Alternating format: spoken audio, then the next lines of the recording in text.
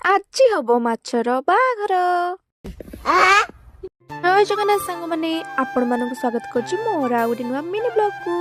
ତ ଆପଣମାନେ ଭାବୁଥିବେ ମାଛ ବାହାଘରଟା କେମିତି ହୁଏ। ତ ମୁଁ ଏଠି ଅପେକ୍ଷା କରିଥିଲି ଆମ ପୁଅକୁ। ଆମ ପୁଅ ଏଠି ମାଛ ନେଇ ପଳେଇ ଆସିଥିଲା, ଆଉ ମୁଁ ଏବେ ନେଇକି ଯିବି ମାଛର ବାହାଘର କରିବା ପାଇଁ। क्या बात कर रहे हैं?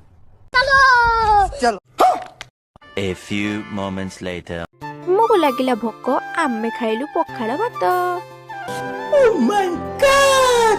ମୋ ଖାଇବା ସରିଲା ପରେ ମୁଁ ପଳେଇଥିଲି ମୋ କର୍ତ୍ତବ୍ୟ ସ୍ଥଳକୁ, ମାନେ ମାଛ ସଫା କରିବାକୁ। ଚାଲ। A few moments later. ଆଉ ସାଙ୍ଗମାନେ ମାଛ ବାହାଘର ଦେଖିବେ ପରା। ଏଇ ଦେଖନ୍ତୁ ମାଛ ବାହାଘର। ମାଛକୁ ପୁରା ହଳଦୀ ପାଣିରେ ଗାଧେଇ ଦେଇଛି। ଆପଣମାନେ ଦେଖିଲେ ନା ମୁଁ ମାଛ ବାହାଘରଟା କେମିତି କଲି।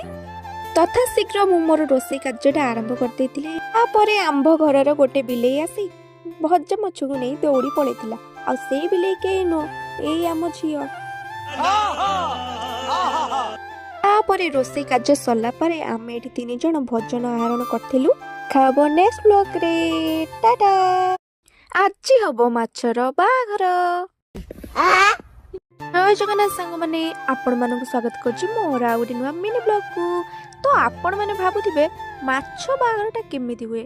ତ ମୁଁ ଏଠି ଅପେକ୍ଷା କରିଥିଲି ଆମ ପୁଅକୁ। ଆମ ପୁଅ ଏଠି ମାଛ ନେଇ ପଳେଇ ଆସିଥିଲା, ଆଉ ମୁଁ ଏବେ ନେଇକି ଯିବି ମାଛର ବାହାଘର କରିବା ପାଇଁ।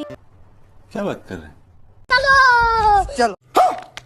A few moments later.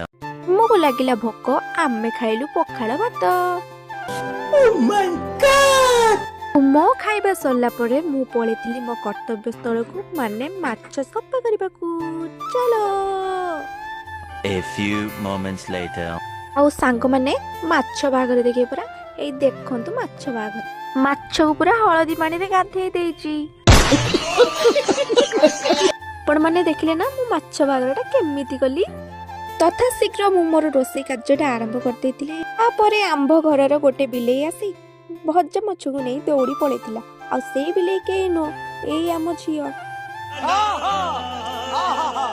ତାପରେ ରୋଷେଇ କାର୍ଯ୍ୟ ସରିଲା ପରେ ଆମେ ଏଠି 3 ଜଣ ଭୋଜନ ଆହରଣ କରିଥିଲୁ।